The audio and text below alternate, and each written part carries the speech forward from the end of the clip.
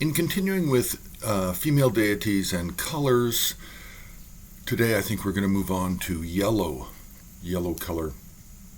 Now, for the yellow color, we have the same as for all of the others. We have the primary figures that are popular in murals, scroll works, sculpture.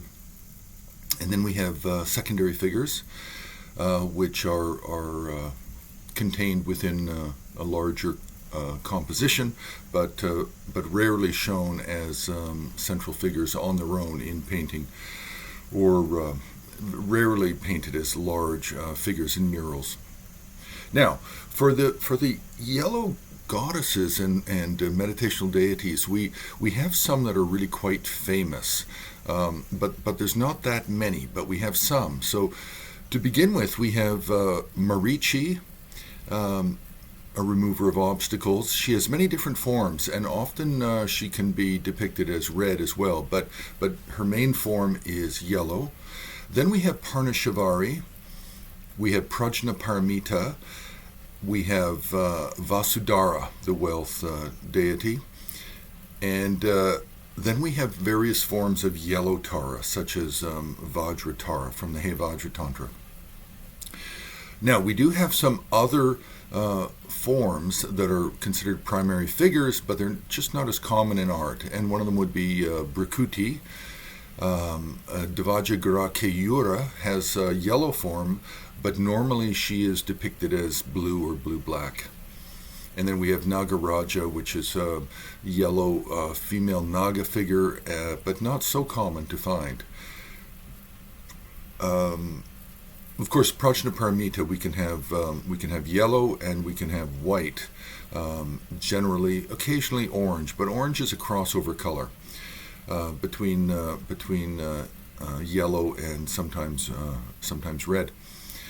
Now, for the central figures for Bun religion, for the Bun deities, we actually have two names, but actually kind of the same entity. So we have from the four transcendent lords, we have Satric Ursang, the fundamental mother goddess from origin myths of the Bun religion. And then we have Sherab Chama, who is more of a meditational deity, but she's a meditational deity form of Satric Ursang. And both of these are often depicted as yellow in color, but again, sometimes they can be a little bit orange. Now, in terms of secondary figures, we have Mio Longzangma from the Tsering Chenga, the Tseringma Five Sisters. Then we have things such as the Ratna Dakini from the Five Dakinis. We have female Vairochana, which is related to Vajrayogini. And then we have Vishvamata, consort of Kalachakra. And I think I've actually forgot one. I've mentioned this Vairochana, and she is a retinue figure for Chinnamasta Vajrayogini. Now, Chinnamasta Vajrayogini can sometimes be depicted in orange in color. Although I have not found a text which describes orange color. I've only found texts that describe red, but we do find her yellow in color in some artworks, both as a major and a minor form. So we also have color variations. So we can have light yellow, medium yellow, very dark yellow, and then we can have various types of orange as well.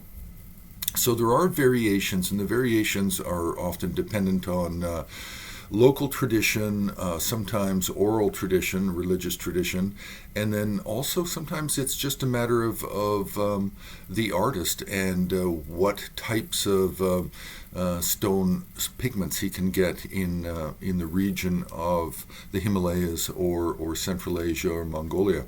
So there's a lot of different variables. So we'll leave it there. You can subscribe. You can like, you can join HAR on Patreon, and you can make a donation on the homepage of the Himalayan Art Resources.